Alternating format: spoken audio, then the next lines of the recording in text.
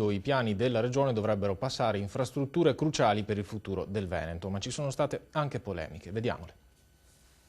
Mira è proprio al centro di un progetto strategico della Regione Veneto che si chiama Bilanciere, e di qua passano la Romea commerciale, la camionabile, c'è il polo logistico, Veneto City a 2 passi, quindi insomma... A Mira l'assemblea convocata dalla Regione per spiegare il nuovo piano di assetto del territorio ha fatto il pieno, nonostante l'orario. Lunedì mattina il luogo una sala troppo piccola di Villa Widman. L'assessore al territorio Marino Zorzato spiega che il Veneto, dopo anni di cementificazione, deve cambiare strada. Se tutti dicono che turismo e cultura sono la miniera del futuro del Veneto, il paesaggio e il nostro territorio è la base su cui appoggiare queste due realtà.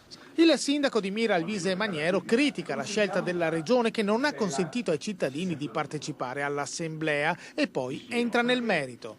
La logica generale è quella che ci spaventa, il fatto di puntare su opere gargantuesche dall'enorme consumo di suolo, fatte di puro cemento, che non tengono conto per esempio del rischio idrogeologico che causano o già dell'oggettivo danno che fanno nel momento in cui vengono costruite.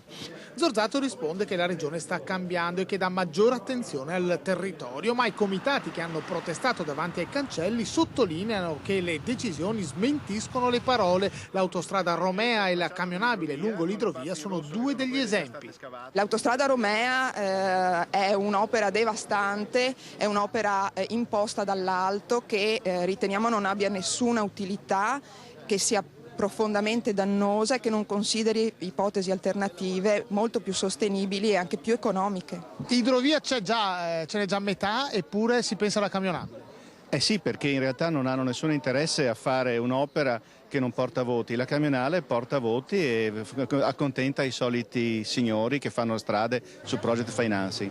Zorzato dice di condividere alcune delle critiche e poi sottolinea: noi li invitiamo fra qualche mese a guardare le carte che approveremo e se avranno un atteggiamento costruttivo e di controllo vero probabilmente resteranno, non dico soddisfatti, ma vedranno lo sforzo che la Regione fa per un mondo che cambia, una voglia di avere un Veneto che in qualche modo si adegua.